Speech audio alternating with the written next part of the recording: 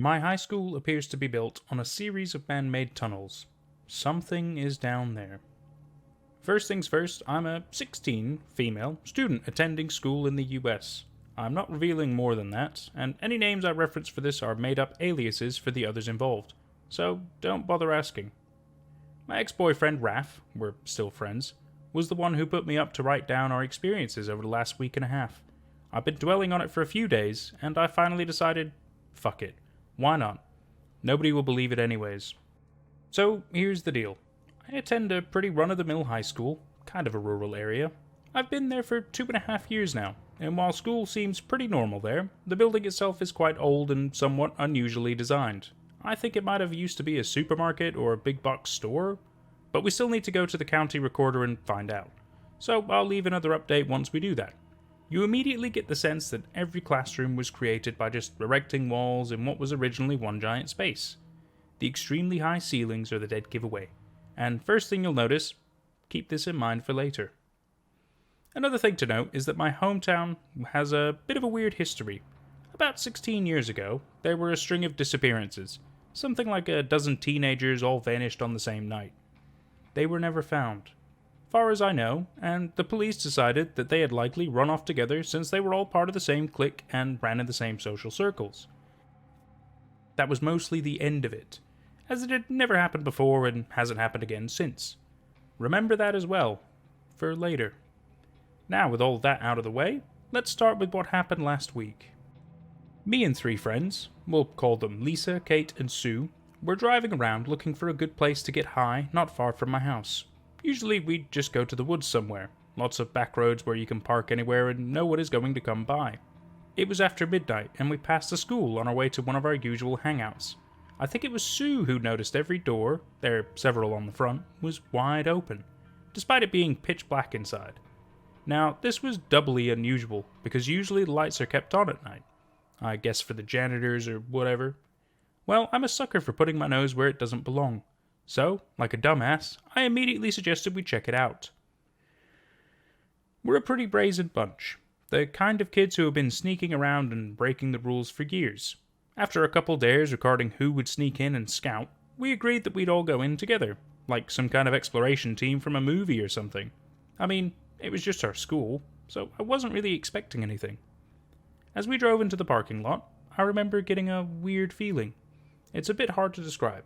Just like something was off. An easy enough thing to ignore.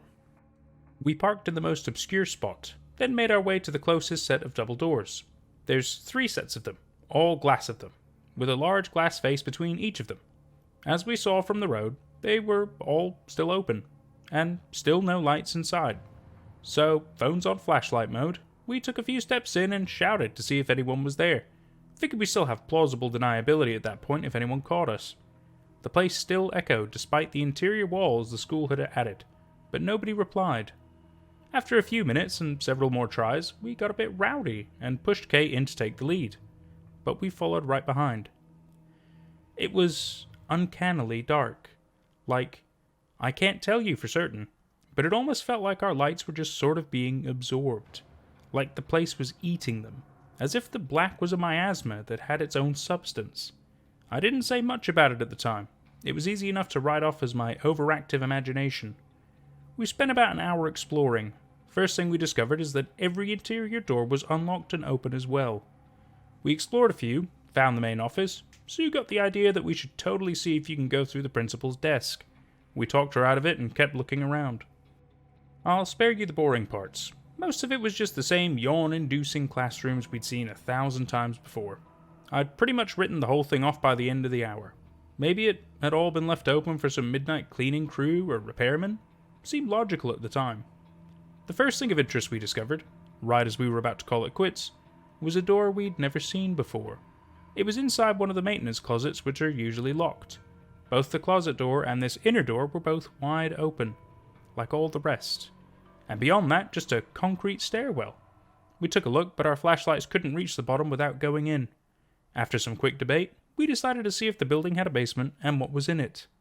So down we went. When we found the sublevel, it was similarly all concrete, and almost entirely empty aside from some abandoned furniture and boxes stacked in a corner. There was another metal door, though, also open. We peeked. Another stairwell.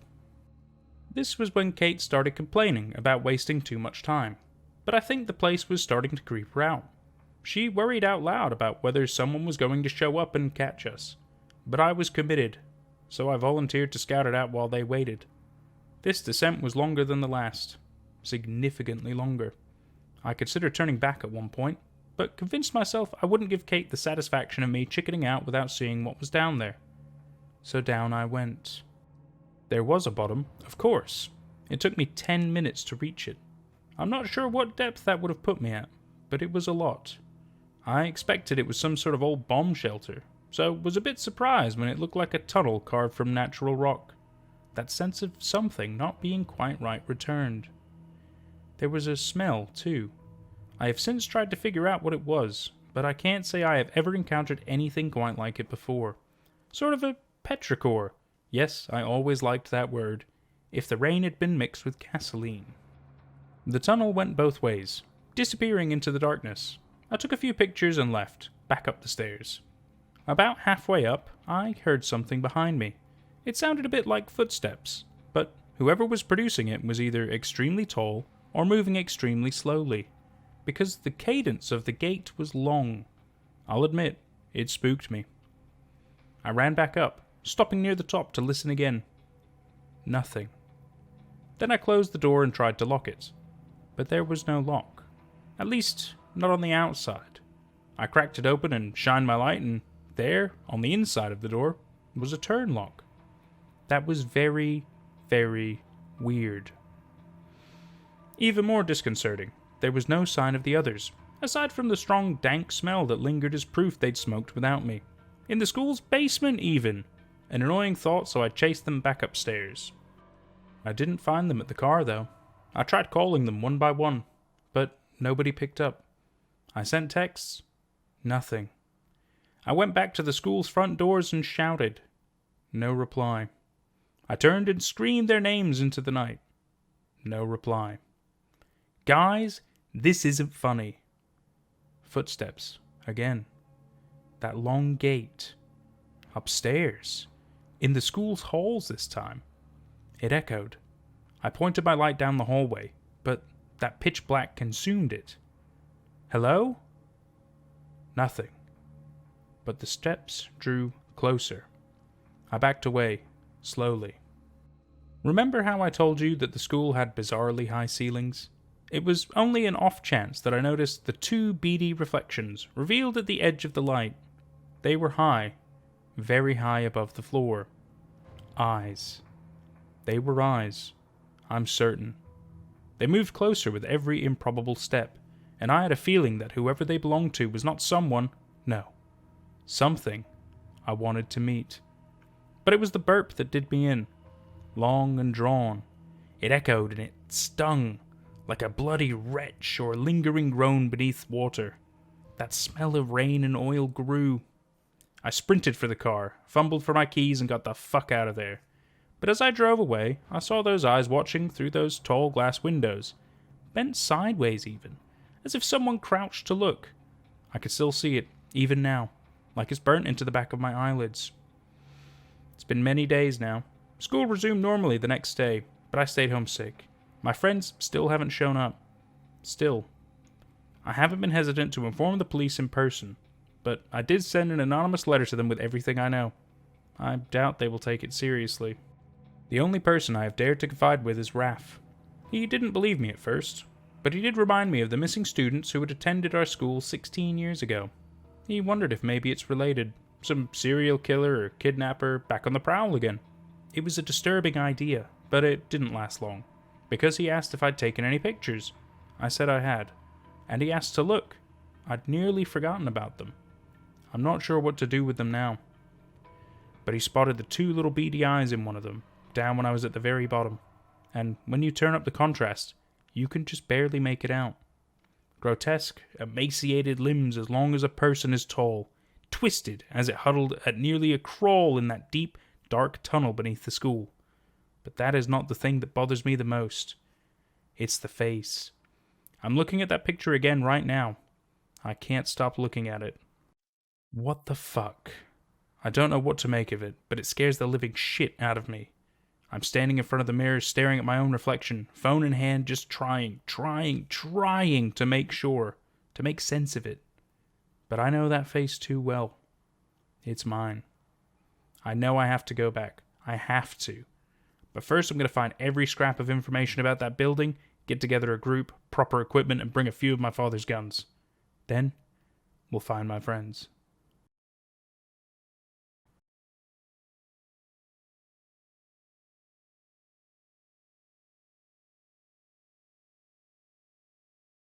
And that was My High School Appears to be Built on a Series of Man-Made Tunnels, Something is Down There, by BrittonRT.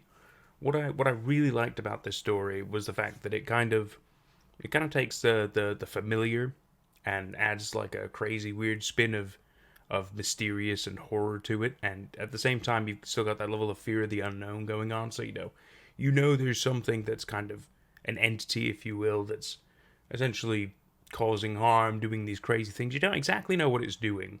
You get the feeling that it's maybe eating people, but then nobody else knows about it, nobody else brings it up, but it exists in such a bizarre way. You know what I mean? It is such a crazy feeling of dread. Like once you're aware of it, I mean, man, it's such a good little horror story. Such a good little horror story. I've really, really enjoyed it. I hope you have too. We'll see you for the next one.